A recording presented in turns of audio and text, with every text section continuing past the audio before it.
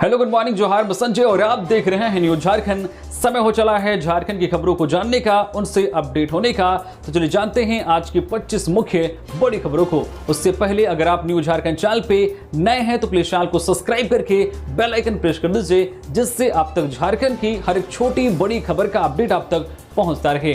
तो चलिए शुरुआत करते हैं आज की पहली और महत्वपूर्ण बड़ी खबर से।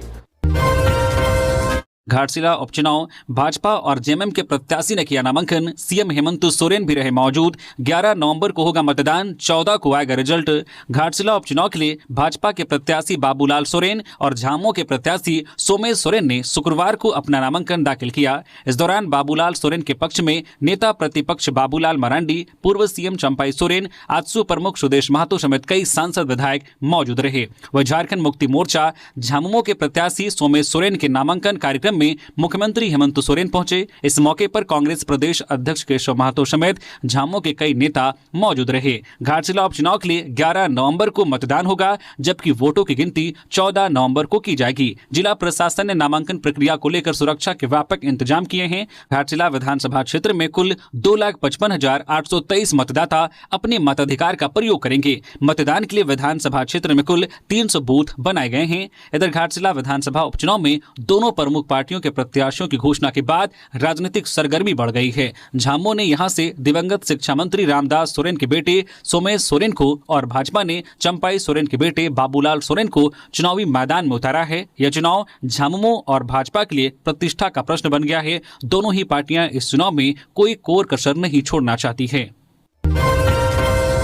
ऐसा वोट करे कि विरोधी दल की जमानत हो जाए जब्त, हेमंत सोरेन। झामुमो ने घाटशिला उपचुनाव में अपनी पूरी ताकत झोंक दी है। शुक्रवार को झामुमो उम्मीदवार सोमेश सोरेन के पर्चा भरने के बाद मुख्यमंत्री हेमंत सोरेन ने घाटशिला के सर्कस मैदान में जनसभा को संबोधित किया। उन्होंने दो टूक कहा है कि ऐसा वोट करे कि विरोधी दल की जमानत जब्त हो जाए। उन्होंने कहा कि पिछले चुनाव में घाटशिला की जनता ने झामुमो उम्मीदवार रामदास सोरेन को भारी मतों से विजयी बनाया था। इस पर भी ध्यान देना है, वोट नहीं बटना चाहिए। भाजपा पर तंज कसते हुए कहा कि मुझे जानकारी मिली है कि देश के कई राज्यों के 1 दर्जन सीएम डेरा डाले हुए हैं। अगर 2 दर्जन भी आ जाएं तो आपका सीएम उन पर भारी पड़ेगा। विपक्ष के लोग आग का गोला छोड़ने वाले हैं, लेकिन हम छक्का छुड़ाने को तैयार हैं। ऐसा छक्का छुड़ाएंगे कि जहां से गोला आएगा वहां से दूर चला जाएगा। सीएम ने रामदास सोरेन को याद करते हुए कहा कि क्या संयोग था कि गुरुजी के निधन के कुछ ही दिन बाद रामदास जी का भी निधन हो गया। दोनों का निधन दिल्ली में हुआ। सीएम ने अपना भाषण संथाली में दिया।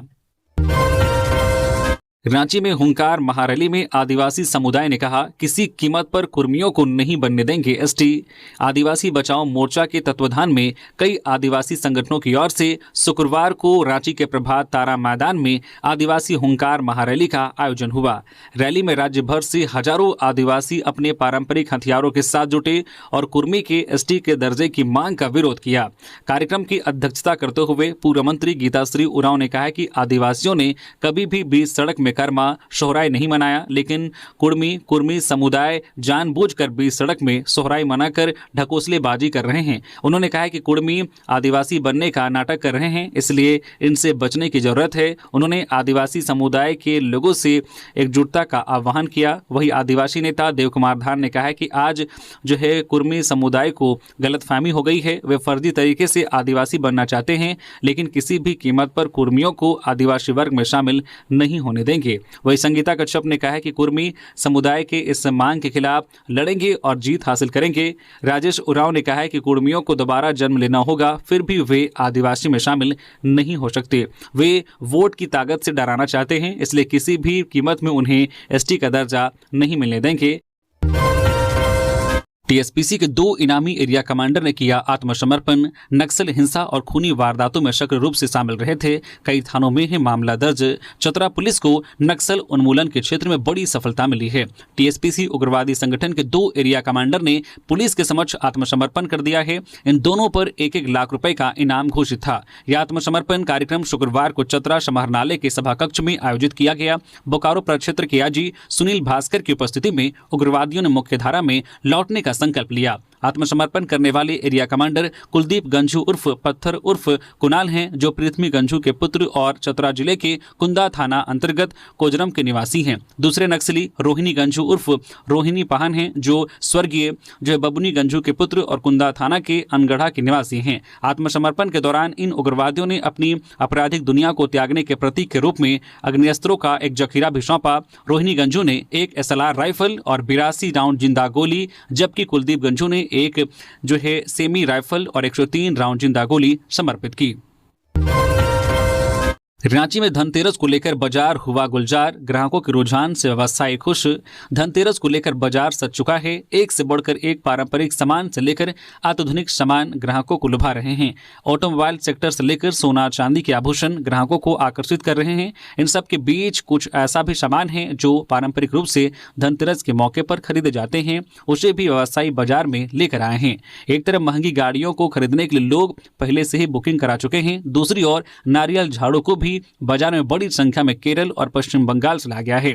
गौरतलब है कि धनतेरस के दिन झाड़ू खरीदने की परंपरा रही है, जिसे लोग लक्ष्मी का रूप मानते हैं। इस साल नारियल झाड़ू की कीमत 50 रुपए से 70 रुपए तक है। फूल झाड़ू की कीमत 80 से 100 रुपए है। धनतेरस पर राज्य भर में ग्राहकों के उत्साह को देखते हुए इस साल बाजार में रौनक दिख रही है। GST में कमी की वजह से ऑटोमोबाइल सेक्टर में भारी छूट का फायदा ग्राहक उठाने में रुचि दिखा रहे हैं। इस मौके पर सोने चांदी से बने आभूषण और पीतल के बर्तन की मांग भी महंगाई के बावजूद काफी दिख रही है। इस साल धनतेरस के मौके पर पिछले साल की तुलना में 20% अधिक का कारोबार होने का आसार है। GST में कमी की वजह से लोग खरीदारी करने के लिए इच्छुक दिख रहे हैं, जिस वजह से बाजार में रौनक दिख रही है। SSC CGL Tier 1 परीक्षा 2025 की उत्तर कुंजी व रिस्पांस सीट जारी। कर्मचारी चयन आयोग SSC ने संयुक्त स्नातक स्तर की परीक्षा Tier 1 2025 की अस्थायी उत्तर कुंजी और उम्मीदवारों की रिस्पांस सीट आधिकारिक वेबसाइट ssc.gov.in पर जारी कर दी है। यह परीक्षा देश भर के विभिन्न केंद्रों पर 12 सितंबर से 26 सितंबर 2025 और 14 अक्टूबर 2025 को आयोजित की गई थी।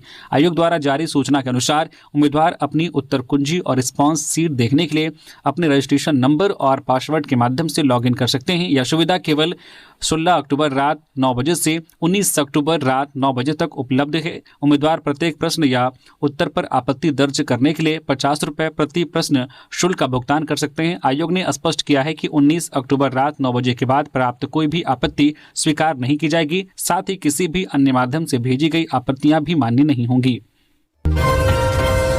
अपर मुख्य सचिव ने 108 एम्बुलेंस कर्मचारियों के मुद्दों के समाधान का दिया आश्वासन। झारखंड प्रदेश एम्बुलेंस कर्मचारी संघ के प्रतिनिधि मंडल ने शुक्रवार को अपर मुख्य सचिव स्वास्थ्य विभाग अजय कुमार सिंह से मुलाकात की। प्रतिनिधि मंडल में संघ के प्रदेश अध्यक्ष नीरज तिवारी और भारतीय मजदूर संघ रांची जिला मंत्री सुबोध कुमार यादव शामिल रहे। बैठक में 108 एम्बुलेंस कर्मचारियों की लंबित समस्याओं और कंपनी द्वारा की जा रही अनियमितताओं पर विस्तार पूर्वक चर्चा हुई। संघ ने सभी आवश्यक दस्तावेज और प्रमाण प्रस्तुत किए और बताया है कि 30 जुलाई 2025 को हड़ताल समाप्ति के समय हुए समझौते के बिंदुओं का कंपनी द्वारा पालन नहीं किया गया है। अपर मुख्य सचिव अजय कुमार सिंह ने कर्मचारियों की मांगों पर गंभीरता से लेते हुए आश्वासन दिया है कि 15 नवंबर 2025 तक एक उच्च स्तरीय समिति गठित कर सभी मुद्दों का समाधान सुनिश्चित किया जाएगा। कोयलांचल शांति सेना के 7 अपराधी गिरफ्तार, हथियार और कारतूस बरामद। कुख्यात अपराधी सुजीत सिन्हा के द्वारा संचालित कोयलांचल शांति सेना को एक बार फिर बड़ा झटका लगा है। रांची पुलिस ने सुजीत सिन्हा गिरोह और कोयलांचल शांति सेना के एसएस से जुड़े 7 अपराधियों को एक साथ गिरफ्तार किया है। इनके पास से हथियार और कारतूस भी बरामद किए गए हैं। एसएसपी राकेश रंजन को मिली गुप्त सूचना के आधार पर पुलिस टीम ने जेल में बंद कुख्यात अपराधी सुजीत सिन्हा गिरोह और कोयलांचल शांति सेना के एसएस से जुड़े 7 सक्रिय अपराधियों को गिरफ्तार किया है। गिरफ्तार अपराधियों के पास से 2 पिस्टल, कारतूस सहित कई वाहन बरामद किए गए हैं। रांची सिटी एसपी पारस राणा ने शुक्रवार को प्रेस कॉन्फ्रेंस कर पूरे मामले की जानकारी दी। पुलिस की कार्रवाई में गिरफ्तार अपराधियों में जितेश कुमार उर्फ पीटर, अभिषेक कुमार चुटिया का रहने वाला संतोष मिश्रा, मयंक कुमार उर्फ ऋषु महतो, राजू महतो कांके का रहने वाला प्रिंस मिश्रा और रातू का रहने वाला सुमित वर्मा शामिल हैं। पलामू में जेएमएम प्रखंड अध्यक्ष हत्याकांड का मुख्य आरोपी गिरफ्तार। पलामू जिले के पांकी थाना क्षेत्र के डंडार में जेएमएम प्रखंड अध्यक्ष जितेंद्र उर्फ मुन्ना सिन्हा की हत्या मामले में पुलिस ने बड़ी सफलता हासिल की है। पांकी पुलिस ने इस हत्याकांड के मुख्य आरोपी अरुण ठाकुर उर्फ डोमन ठाकुर को गिरफ्तार कर लिया है। हत्या के बाद से आरोपी फरार चल रहा था व लगातार पुलिस को चकमा दे रहा था। थाना प्रभारी राजेश शंकर के नेतृत्व में चलाए गए छापामारी अभियान में उसे गिरफ्तार किया गया। पुलिस आरोपी से पूछताछ कर रही है। हत्याकांड से जुड़े अन्य पहलुओं की भी जांच की जा रही है। ज्ञात हो कि जितेंद्र सिन्हा की हत्या जमीन विवाद में की गई थी। जब वह अपने खेत में ट्रैक्टर से खेत जुतवा रहे थे, तभी आरोपी जो है अरुण ठाकुर ने अचानक धारदार हथियार से उन पर हमला कर दिया था, जिससे उनकी मौके पर ही मौत हो गई थी। पहला टाइगर सफारी, पलामू क्षेत्र में बढ़ेगा आजीविका का साधन, पर्यटन को मिलेगा बढ़ावा। मुख्यमंत्री हेमंत सोरेन ने शुक्रवार को कांके रोड रांची स्थित आवासीय कार्यालय में लातेहार जिला में प्रस्तावित टाइगर सफारी प्रोजेक्ट का प्रेजेंटेशन देखा। मौके पर मुख्यमंत्री हेमंत सोरेन के समक्ष अधिकारियों ने टाइगर सफारी प्रोजेक्ट से संबंधित विस्तृत जानकारी रखी। मुख्यमंत्री को अधिकारियों ने अवगत कराया है कि यह प्रोजेक्ट झारखंड का पहला टाइगर सफारी प्रोजेक्ट होगा। लातेहार जिला के जो है पुटवागढ़ क्षेत्र में इसका निर्माण किया जाना प्रस्तावित है, जो पलामू टाइगर रिजर्व से बाहर का क्षेत्र है। इस निमित्त विभाग द्वारा भूमि चिन्हित कर ली गई है। Tiger safari project Betla national park के नजदीक क्षेत्र में बनाए जाने की योजना है। टाइगर सफारी प्रोजेक्ट बनने से डाल्टनगंज, बरवाडी, मंडल डैम के स्थानीय ग्रामीणों को आजीविका का बेहतर साधन मिलेगा। मुख्यमंत्री के समक्ष अधिकारियों ने यह जानकारी दी है कि इस प्रोजेक्ट के बनने से पलामू टाइगर रिजर्व पीटीआर क्षेत्र के इको टूरिज्म सर्किट, जो नेतरहाट, बेतला, केचकी से लेकर मंडल डैम तक विस्तारित है, इसके विकास में यह प्रोजेक्ट एक महत्वपूर्ण कड़ी बनेगी। धनबाद में मिलावटी मिठाइयों पर कार्रवाई, बसंत मिष्ठान भंडार, राजा नमकीन की मिठाइयां की गई नष्ट। धनबाद में दीपावली से पहले खाद्य सुरक्षा विभाग ने मिलावटी मिठाइयों के खिलाफ बड़ी कार्रवाई की है। शुक्रवार को बेकारबांध स्थित बसंत मिष्ठान भंडार और राजा नमकीन की दुकानों पर छापेमारी की गई। जांच के दौरान लड्डू में चंपक रंग का प्रयोग किया गया, जिसे स्वास्थ्य के लिए हानिकारक बताया गया। Food safety inspector doctor Raja Kumar ने बताया कि यह अभियान त्योहारों के दौरान लोगों के स्वास्थ्य सुरक्षा के लिए चलाया जा रहा है। जांच में मिली मिलावटी मिठाइयों को भी मौके पर नष्ट कर दिया गया। उन्होंने स्पष्ट किया है कि चंपक रंग एक कैंसर कारक रासायनिक पदार्थ है, जिसका सेवन स्वास्थ्य के लिए गंभीर खतरा उत्पन्न कर सकता है। इंस्पेक्टर ने बताया कि फिलहाल दुकानदारों को सख्त चेतावनी दी गई है। दोबारा ऐसी गलती पाए जाने पर जुर्माना और कानूनी कार्रवाई की जाएगी। उन्होंने जोर दिया है कि खाद्य सुरक्षा विभाग की प्राथमिकता लोगों के स्वास्थ्य की सुरक्षा है और विभाग इस दिशा में लगातार सक्रिय है। बिहार चुनाव में जेएमएम की सीट संभावनाओं पर मंत्री सुदिव्य कुमार का बड़ा बयान। घाटशिला उपचुनाव में जीत का किया दावा। आगामी बिहार विधानसभा चुनाव को लेकर झारखंड मुक्ति मोर्चा जेएमएम ने अपनी रणनीति तय करनी शुरू कर दी है। हालांकि इंडिया गठबंधन के तहत सीट शेयरिंग की औपचारिक घोषणा भी बाकी है, लेकिन इसी बीच झारखंड के पर्यटन, कला, संस्कृति और खेल मंत्री सुदिव्य कुमार ने बड़ा बयान देते हुए स्पष्ट किया है कि जेएमएम बिहार में मजबूती के साथ मैदान में उतरेगी। मंत्री सुदिव्य कुमार ने कहा कि सीट बंटवारे को लेकर गठबंधन के भीतर बातचीत जारी है। उन्होंने बताया कि सीट शेयरिंग को लेकर बातचीत की जिम्मेदारी मुझे दी गई थी। जेएमएम बिहार में कितनी सीटों पर चुनाव लड़ना चाहता है, इसकी जानकारी तेजस्वी यादव को दे दी गई है। अब मुख्यमंत्री हेमंत सोरेन और तेजस्वी यादव के बीच होने वाली बैठक के बाद अंतिम निर्णय की घोषणा की जाएगी। वही बिहार चुनाव के इतर घाटशिला उपचुनाव को लेकर पूछे गए सवाल पर मंत्री सुदिव्य कुमार ने आत्मविश्वास भरा जवाब दिया। घाटशिला जेएमएम की परंपरागत सीट रही है और आगे भी रहेगी। जनता का भरोसा और संगठन की मेहनत हमारी सबसे बड़ी ताकत है। 1 किलो अफीम के साथ 2 तस्कर गिरफ्तार। बालूमाथ पुलिस की बड़ी कार्रवाई।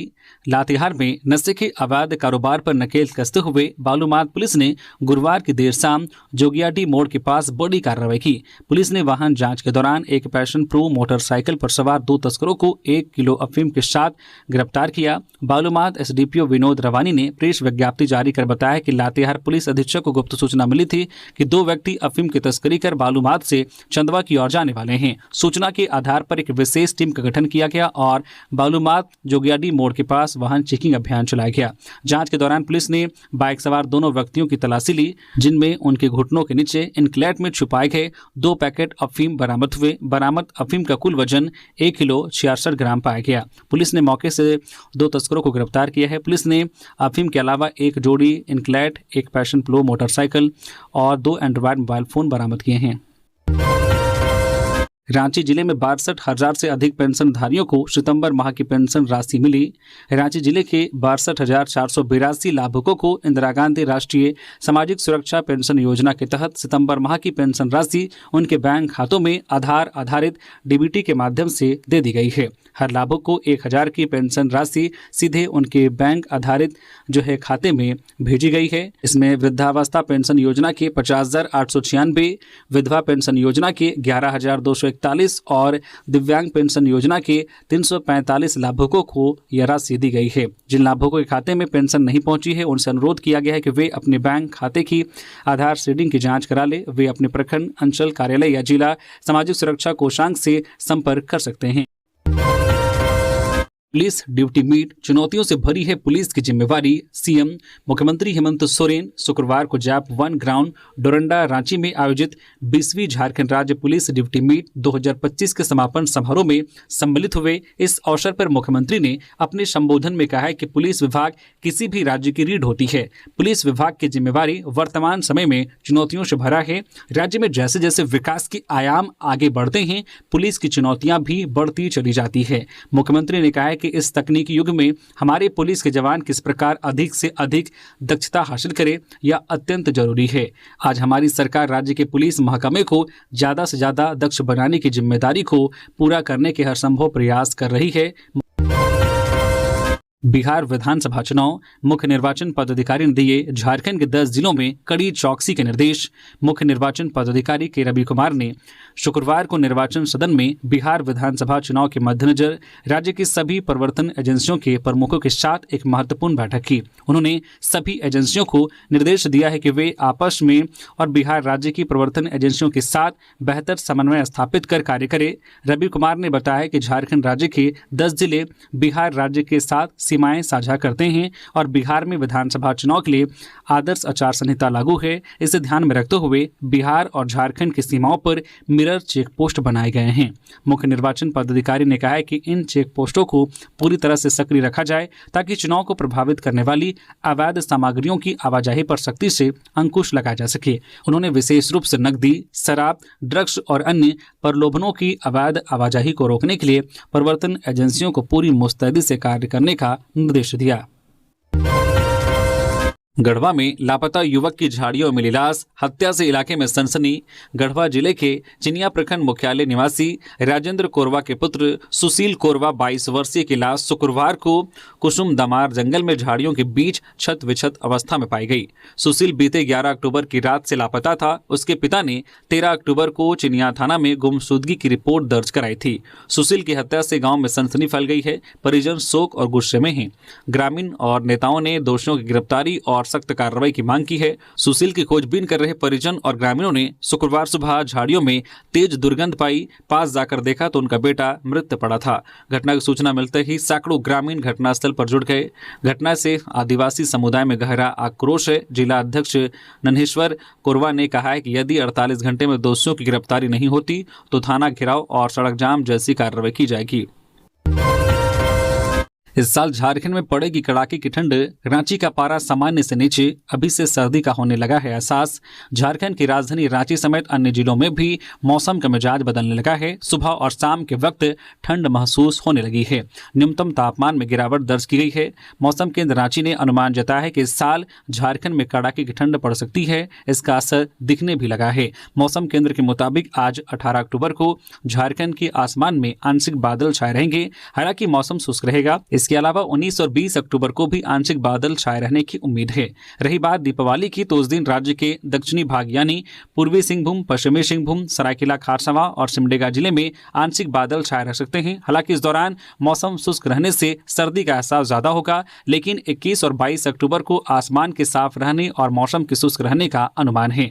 मौसम केंद्र ने न्यूनतम तापमान में आ रहे बदलाव के मद्देनजर राज्यवासियों से कुछ एहतियात बरतने की सलाह दी है। मसलन सुबह धूप निकलने से पहले और शाम में सूरज डूबने के बाद हल्के गर्म कपड़े पहनने की जरूरत है। आमतौर पर ऐसे समय में थोड़ी सी लापरवाही के कारण ठंड लगने की संभावना ज्यादा रहती है। रांची के तमाड़ में जमीन विवाद में युवक को मारी गोली, रिम्स रेफर। रांची के तमाड़ थाना क्षेत्र के राजा डेरा में गुरुवार रात हुई फायरिंग ने स्थानीय लोगों में दहशत फैला दी।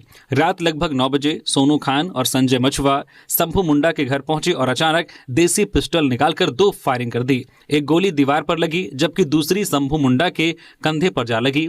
घटना के तुरंत बाद शंभू मुंडा को तमाड़ हॉस्पिटल पहुंचाया गया। तमाड़ में प्रारंभिक इलाज के बाद बेहतर उपचार के लिए उन्हें रिम्स रेफर कर दिया गया।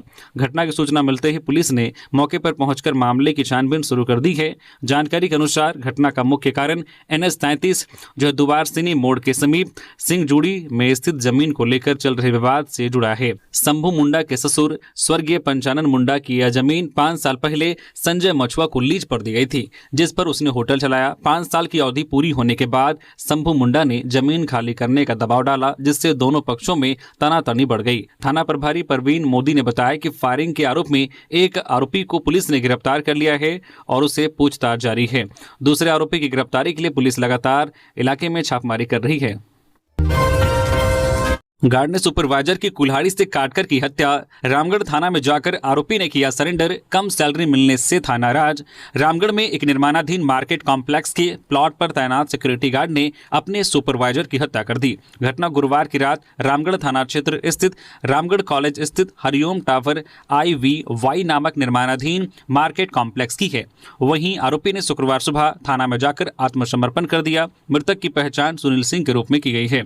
पुलिस के अनुसार आरोपी शंकर महतो कम सैलरी मिलने से नाराज था।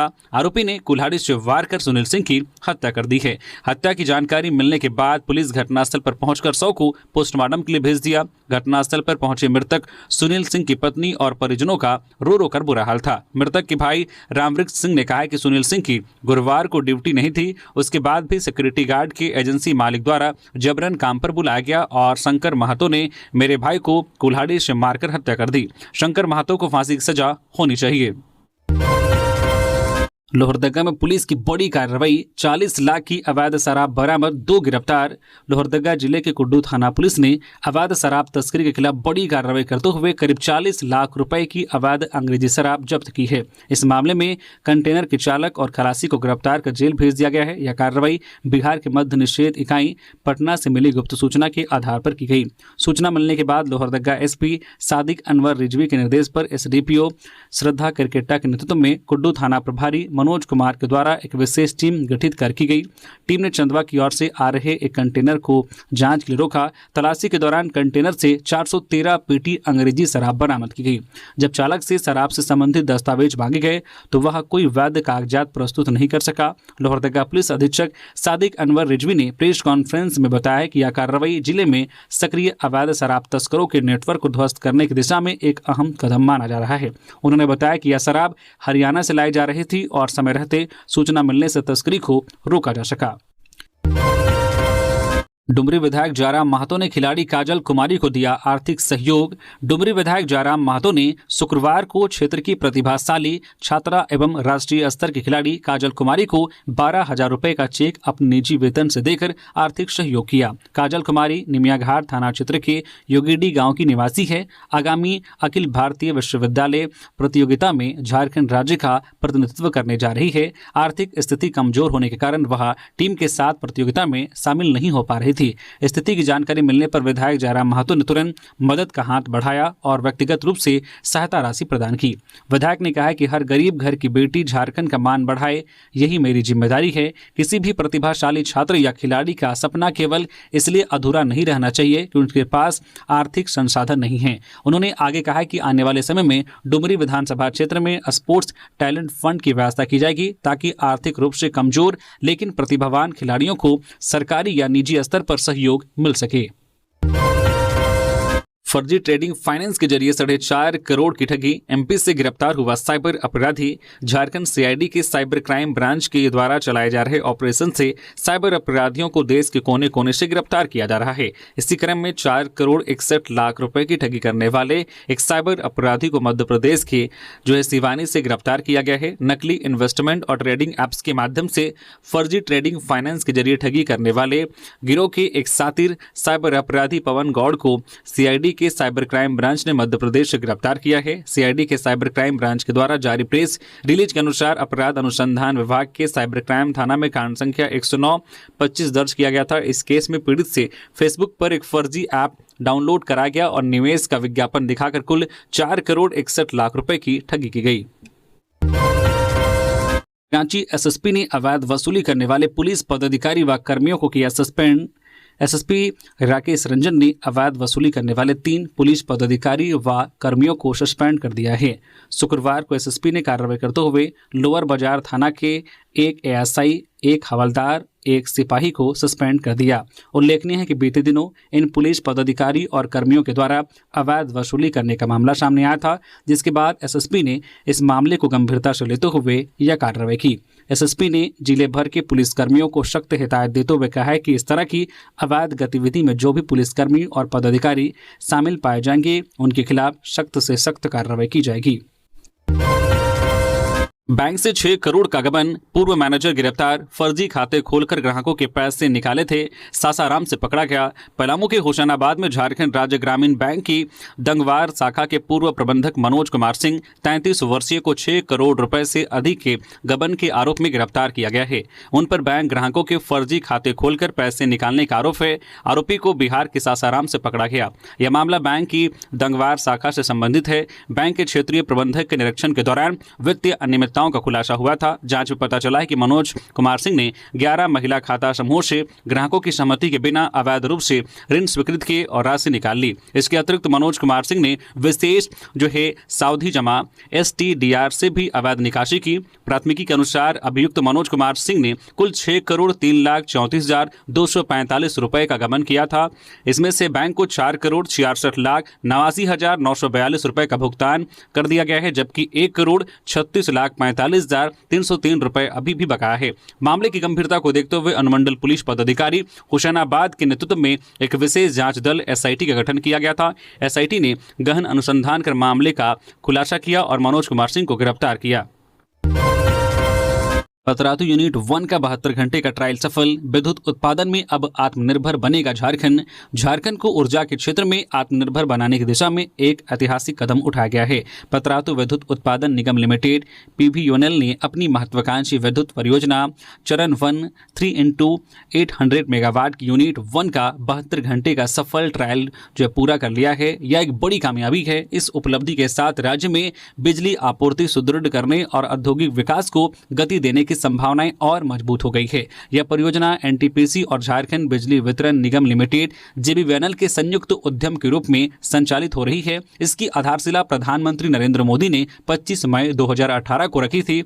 वर्षों की मेहनत, तकनीकी विशेषज्ञता और सरकार के समर्थन से अब यह परियोजना अपने लक्ष्य की ओर तेजी से अग्रसर है। यूनिट 1 का 72 घंटे का सफल ट्रायल इस बात का संकेत है कि यह उत्पादन के लिए पूरी रूप से तैयार है। लातेहार जिले को टॉप परफॉर्मिंग डिस्ट्रिक्ट का पुरस्कार। नई दिल्ली के विज्ञान भवन में शुक्रवार को आयोजित राष्ट्रीय सम्मेलन में लातेहार जिले को टॉप परफॉर्मिंग डिस्ट्रिक्ट के पुरस्कार से नवाजा गया है। यह सम्मान आदि कर्मयोगी अभियान के तहत उत्कृष्ट कार्य व जनजातीय सशक्तिकरण के क्षेत्र में किए गए नवाचार के प्रयासों के लिए प्रदान किया गया। लातेहार जिले को यह प्रतिष्ठित सम्मान राष्ट्रपति द्रौपदी मुर्मू ने प्रदान किया। इस अवसर पर देश भर के राज्यों और जिलों के प्रतिनिधि उपस्थित थे। लातेहार DC उत्कर्ष गुप्ता ने इस सम्मान को जिले के प्रत्येक पदाधिकारी, कर्मी और आमजन की मेहनत का परिणाम बताया। कहा कि यह उपलब्धि लातेहार के जनजातीय समाज की सक्रिय भागीदारी और टीम वर्क की मिसाल है। हमारा लक्ष्य रहेगा कि जिले का हर जनजातीय गांव विकसित भारत की परिकल्पना का सशक्त केंद्र बने। रांची DC ने दिवाली, काली पूजा व छठ की तैयारी को लेकर की बैठक। रांची में आने वाले दिवाली, काली पूजा और छठ महापर्व की तैयारियों को लेकर शुक्रवार को उपायुक्त मंजुनाथ भजंत्री की अध्यक्षता में एक अहम बैठक हुई। बैठक में नगर निगम, पुलिस, बिजली, जलापूर्ति, स्वास्थ्य, परिवहन, अग्निशमन, आपदा प्रबंधन समेत सभी विभागों के अधिकारी मौजूद थे। उपायुक्त ने कहा कि सभी पर्व शांति और सौहार्द के माहौल में मनाया जाए। उन्होंने साफ कहा कि छठ घाटों की सुरक्षा, सफाई और रोशनी की व्यवस्था में किसी तरह की लापरवाही कार्यवाही नहीं चलेगी। उपायुक्त ने कहा कि छठ पूजा लोक आस्था का पर्व है, इसे शांति और आपसी सहयोग के साथ संपन्न कराना हमारी जिम्मेदारी है। उन्होंने ध्वनि प्रदूषण पर खास ध्यान देने को कहा है और बताया कि हाईकोर्ट के निर्देशों के मुताबिक सभी नियमों का सख्ती से पालन कराया जाए। इसके लिए अलग टीम बनाई जाएगी। वरीय पुलिस अधीक्षक राकेश रंजन ने भी कहा है कि पर्व के दौरान कानून व्यवस्था बनाए रखने के लिए लगातार एंटी क्राइम चेकिंग की जाएगी। पलामू में धान के खेत में मिला 100 बकाया पैसा मांगने गए व्यक्ति की हत्या की आशंका, गुरुवार रात से थे लापता। पलामू के तरहसी थाना क्षेत्र के मंझोली गांव में शुक्रवार को एक धान के खेत से 55 वर्षीय व्यक्ति का शव बरामद हुआ है। मृतक की पहचान जगनारायण यादव के रूप में हुई है। पुलिस ने शव को पोस्टमार्टम के लिए भेज दिया है और मामले की जाँच शुरू कर दी गई है। शव मिलने की सूचना मिलते ही तरहसी थाना प्रभारी आनंद राम पुलिस बल के साथ मौके पर पहुंचे। उन्होंने घटनास्थल का मुआयना किया और आवश्यक कार्रवाई की। शव को मेदिनीराय मेडिकल कॉलेज हॉस्पिटल भेजा गया है। मृतक की पत्नी गोमती देवी ने तरहसी थाना में आवेदन दिया है। उन्होंने बताया कि उनके पति जगनारायण यादव गुरुवार शाम करीब 5 बजे कवल केड़िया गांव गए थे, जहां उन्हें किसी से बकाया पैसा लेना था। वे देर रात तक घर नहीं लौटे, जिसके बाद परिजनों ने पूरी रात उनकी तलाशी की। शुक्रवार सुबह लगभग 8 बजे कुछ ग्रामीण खेत की ओर जा रहे थे, तभी उन्हें धान के खेत में शव दिखाई दिया। परिजनों ने मौके पर पहुंचकर शव की पहचान की। गोमती देवी ने आशंका जताई है कि उनके पति की हत्या कर शव को खेत में फेंका गया है। उन्होंने यह भी कहा है कि जगनारायण यादव की किसी से कोई दुश्मनी नहीं थी। बिहार चुनाव में झारखंड सरकार के मंत्री के बेटे लड़ेंगे चुनाव, कहलगांव प्रत्याशी ने बैद्यनाथ धाम में टेका माथा। बिहार विधानसभा चुनाव की गूंज जैसे जैसे तेज हो रही है, वैसे वैसे देवघर के बाबा बैद्यनाथ धाम में नेताओं की आवाजाही बढ़ गई है।